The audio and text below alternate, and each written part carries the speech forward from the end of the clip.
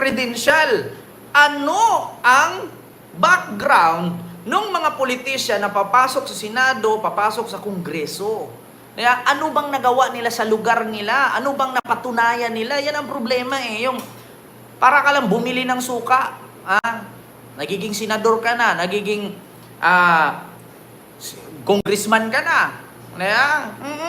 Ngayon, ito, speaking, katulad nito. Katulad nito. Katulad dito kay Philip Salvador. Ito, content natin ha. Reaksyonan lang natin. Napanood ko lang po ito sa TikTok. Pakinggan natin ha. Ito, katulad dito, kasama ni Bato, si Philip Salvador. Anong sabi niya? Ito.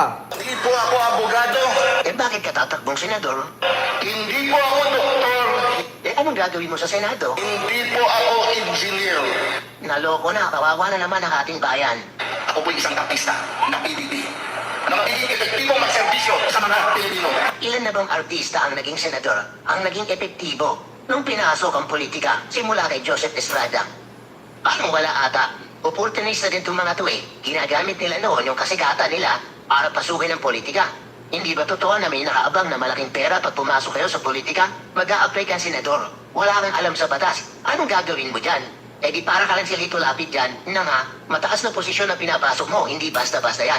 Kung kami nga nag-a-apply ng trabaho, hanapan ng college degree, tapos ang sahod minimum wage. Tapos ikaw walang alam, papasok dyan, kaya din naman namin magsilbi ng tapat sa bayan kung yan ang basihan.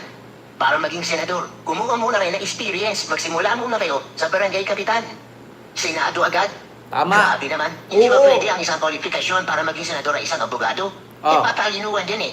Pinasok na kayong mga bobo. Napanood niyo ba yung sagutan ni Senator Pia Cayetano at ni Raffy Tulfo? Di ba nagmukhang tanga si Raffy Tulfo? Naging bobo. Kahit gano'ng katalino ni Senator Raffy Tulfo, hindi ka uubra sa isang abogado. Si Senator Pia Cayetano, abogado yan.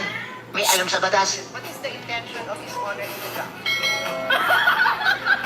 O ano nangyari kay Raffy Tulfo?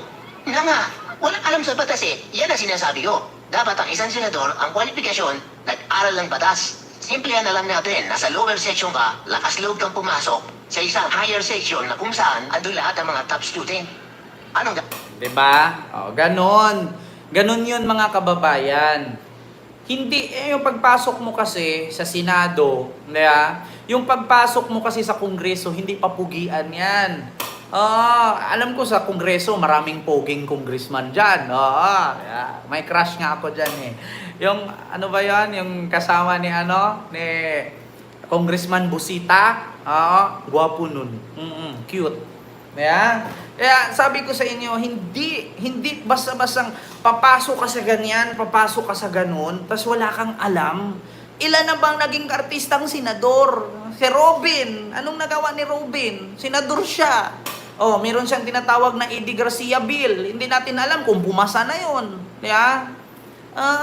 Sir JR, Mamili del Braceta, at sa lahat po na nandyan. Diba? Kaya sabi ko sa inyo, hindi ganon. Philip Salvador. Si Kong Gutierrez. Diba King? Gwapo nun. Cute. Ang galing pa mag-English speaking nun. Dumudugo ilong ni Digong nun. Sabi nga ni Digong, Sir, Mr. Chair, pwede dahan-dahan English. Di ko maintindihan eh. Ginawa nilang karnival ang Senado. Kaya nga, sabi ko sa inyo mga kababayan, tama ang sabi ni Pangulong Bongbong Marcos na para lang kayong inutusan na bumili ng suka. Tapos nabigyan na kayo, nabigyan na kayo ng COC. Tatakbo na kayong congressman, tatakbo na kayong senador. Hindi po pwede napapasok kayo bilang politician, puro lang papugi. Walang ganon, Mars. Noon yun pwede. Ngayon, hindi na pwede yung ganyan. Di ba? Maraming salamat, Sir JR. Jericel Puno, maraming salamat. Hindi pwede yung ganon. Mapuro papugi lang. Sabi nga uli. Di ba? Too bad I have the master key. The signal's been intercepted. Kaya mga kababayan, huwag ganon. Huwag ganon yung gawin. Welcome, Sir JR. Maraming salamat po sa Attorney Gutierrez. Diba? Gusto mong maging servant sa Pilipinas, di mo nga mapagsilbihan anak mo. Diba?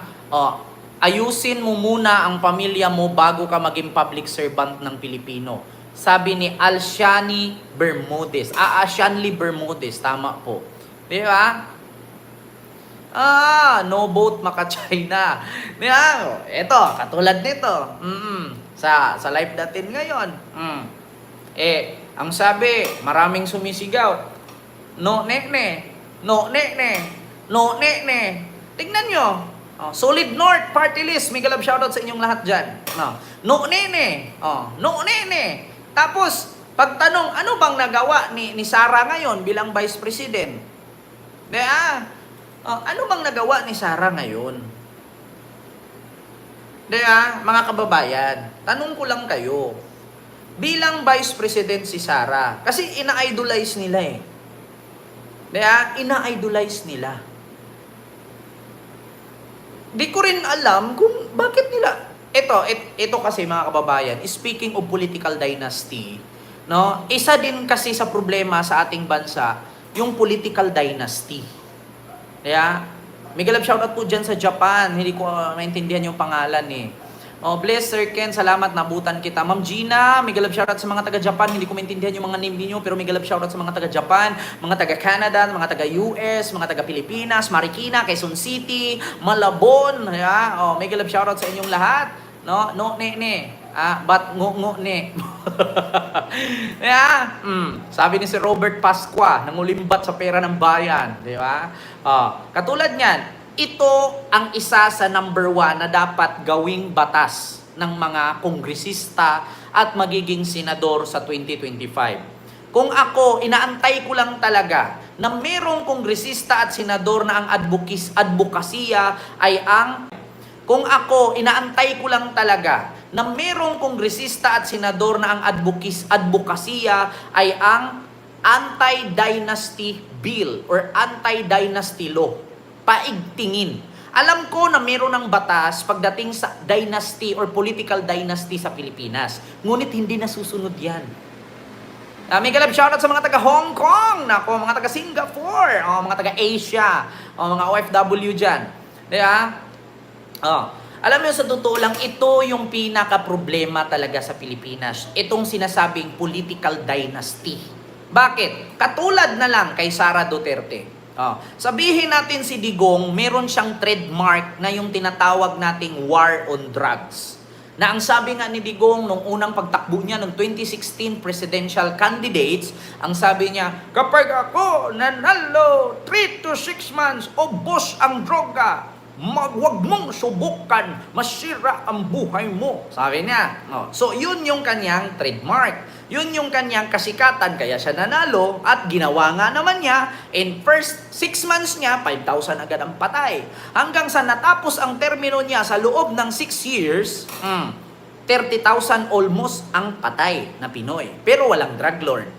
So, yun yung kanyang trademark. So ngayon, nung tumakbo si Sara bilang Vice President, nanalo. Bakit? Kasi na-impluensyahan siya ng kanyang tatay. Tumakbo si Baste, nanalo. Bakit? Kasi na-impluensyahan siya ng kanyang tatay. Tumakbo si Pulong, nanalo. Bakit? Kasi na-impluensyahan siya ng kanyang tatay. Tumakbo ang apo ni Duterte, nanalo. Bakit? Kasi na-impluensyahan siya ng kanyang lolo. So anong tawag doon? Ang anak, congressman. Ang panganay na anak, congressman. Ang sumunod na anak, vice president. Ang sumunod na anak, mayor. Ang tatay, presidente. Ang apo, barangay chairman. So ngayon, anong tawag sa ganon? Political dynasty. Political dynasty ang tawag doon.